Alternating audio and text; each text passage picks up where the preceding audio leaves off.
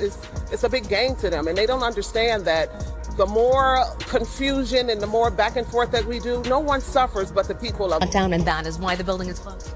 Well, we were advised by the attorneys to close the building. The building should. The meeting kicked off with its usual chaos, and honestly, no one was surprised. It's practically a hallmark of South suburban politics. But this meeting took dysfunction to a whole new level. Tiffany Henyard, dubbed the Superfeed or mayor for her dual role and fiery attitude, set the tone with her trademark fiery energy. But this wasn't a meeting about governance. It was more like a spectacle. If anyone expected problem-solving, they were sorely mistaken. The meeting quickly morphed into a soap opera, a wrestling match, and a reality show all rolled into one. From the moment Henyard called the meeting to order, she launched an all-out attack on the trustees, accusing them of neglecting their duties, skipping meetings, and undermining the township's operations. "You didn't attend a board meeting, and now we don't have insurance," she shouted, visibly frustrated. It was clear she was upset, but it also became evident that the focus had shifted from addressing the township's urgent issues to petty finger-pointing and bickering. The lack of insurance, a critical issue putting employees at risk for weeks, was overshadowed by personal grievances and inflammatory accusations. Instead of working together to find solutions, the meeting turned into a heated exchange of blame, with each side digging in its heels. Henyard's aggressive posture and refusal to back down only fueled the fire, intensifying the tension. The township's failure to maintain basic insurance coverage had left employees vulnerable, and the urgency of the situation was obvious to everyone in the room. Yet, no one seemed willing to put aside personal differences to tackle the issue at hand. The meeting became a reflection of the broader dysfunction plaguing Henyard's leadership, revealing a lack of accountability and an inability to govern effectively. With the township's insurance at risk and key services in jeopardy, the meeting's inability to reach a resolution left many questioning how this leadership could be trusted to address the real needs of the community. Once seen as a promising leader with bold ideas and high-profile ambitions, Henyard's leadership had devolved into a political circus where personal grudges seemed to take precedence over the welfare of the people she was elected to serve.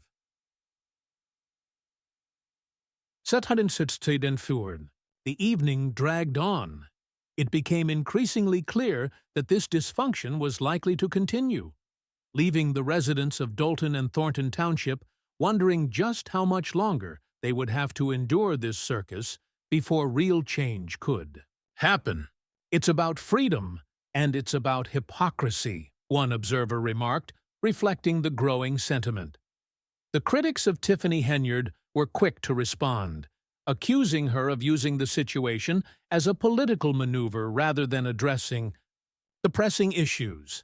Chris Gonzalez, one of Henyard's staunchest allies, argued that Henyard didn't need the trustees' involvement to resolve the insurance crisis. "The objector's petition has been withdrawn." Can't do that. Can't contest everyone. She could have handled the issue herself if she genuinely cared about the township's well-being. Instead, it was claimed that Henyard was using the crisis as leverage to advance her political agenda, further fueling the drama. Gonzalez's position was particularly significant given his complex history with Henyard. Once an ally, he was the one who initially supported her for the supervisor role. However, their relationship soured when he joined the slate of candidates backing State Senator Napoli, Henyard's opponent in the bitter Democratic primary. The fallout between Gonzalez and Henyard became a defining moment in local politics, deepening the rift between them. Henyard's displeasure with Gonzalez's new political alliance was palpable during the meeting, her frustration becoming more evident as the session went on. Henyard didn't hold back, calling the trustees stupid and accusing them of deliberately sabotaging the township's budget. Her words were full of bitterness and resentment, making it clear that the meeting was more about airing personal grievances than solving the township's problems. It was evident that, for Henyard, this wasn't about governance, it was about settling scores. Her combative tone and refusal to take responsibility for the township's ongoing issues only fueled the fire, escalating the tension. What was supposed to be a productive meeting to address critical issues like insurance coverage and budget approval quickly devolved into a public airing of Henyard's frustrations. Instead of engaging in constructive dialogue, the session turned into a battleground of personal animosities. Henyard and the trustees were locked in an endless exchange of accusations, with each side becoming more entrenched in their positions, while the real issues facing the community were pushed further to the background. As the evening wore on, the trustees began to fight back, launching their own counterattacks. Rather than offering solutions or focusing on the township's needs, they seemed just as caught up in the drama as Henyard. What should have been a productive meeting became a showcase of egos clashing and political infighting, much to the dismay of residents who had hoped for real change. For the people of Dolton and Thornton Township, the meeting was a huge letdown. Once again, their hopes for progress were dashed by a spectacle of petty grievances and personal rivalries. One attendee, clearly exasperated by the dysfunction, compared the meeting to a soap opera, while another joked that it felt more like a WWE match than a government session. Both were not entirely wrong. The level of dysfunction exhibited by the township's leaders was astonishing. What could have been a straightforward discussion about critical issues turned into a public display of childish behavior and political posturing. This chaotic session highlighted the growing dysfunction within Henyard's administration and the deepening divides among local leaders. The inability of Henyard, the trustees, and other elected officials to set aside their personal conflicts and focus on the needs of their constituents left many residents wondering how much longer this political circus could continue before serious consequences would be felt by the community. The meeting, streamed live for a broader audience, quickly turned into a spectacle, not just for those present, but for online viewers as well. The comment section became a battleground of polarized viewpoints. Henyard supporters rallied behind her, applauding her for standing firm in the face of what they saw as trustee obstruction. On the other hand, her critics pointed fingers at Henyard, accusing her of igniting the chaos in the first place. One commentator summed up the frustration perfectly, stating, "This is the reason why Thornton Township doesn't get anything done," lamenting that Henyard appeared to be the only one trying to clean up the mess while facing resistance from everyone else. Another comment echoed this sentiment, saying, "There's too much drama and not enough action," pointing out that as long as infighting and personal conflicts continued, the township's growing financial burden would only worsen. The lack of adequate insurance coverage for the township, combined with the inability to make critical decisions, had left everything vulnerable, raising both legal and financial risks with each passing day. With township properties, vehicles, and essential programs left unprotected, the stakes couldn't have been higher. Employees, uncertain about the future of their jobs, were left in limbo as the holiday season approached. Meanwhile, residents, who relied on vital emergency services like food support and transportation for medical appointments, were left uncertain whether they could count on these services in times of need. The lack of leadership and cooperation within the township board seemed to perpetuate an environment where personal agendas and grudges took priority over the community's needs, deepening the uncertainty for everyone involved. Rather than addressing the immediate, critical issues such as insurance coverage and budget approval, the meeting only served to entrench the political divide and fuel the narrative of dysfunction that had already plagued the township. The longer these conflicts dragged on, the greater the risk of permanent damage to the community's stability. With essential services on the brink of collapse, both residents and employees were left wondering how much longer they would have to endure this cycle of infighting and neglect before something could be done to restore order and focus on the township's real problems. As the meeting concluded without resolution, the situation became even more dire. Dalton and Thornton Township were facing not only a lack of effective leadership, but also a political environment where egos and personal grudges outweighed the community's interests. The residents, already disillusioned, had little faith that this chaotic cycle would end any time soon, leaving many to wonder how much longer they would have to endure before their leaders could finally prioritize the real issues facing their community. The reality for residents, especially the most vulnerable, was far more dire. Seniors, who rely on vital services like meal programs and transportation, found themselves at risk as the township lacked adequate insurance coverage.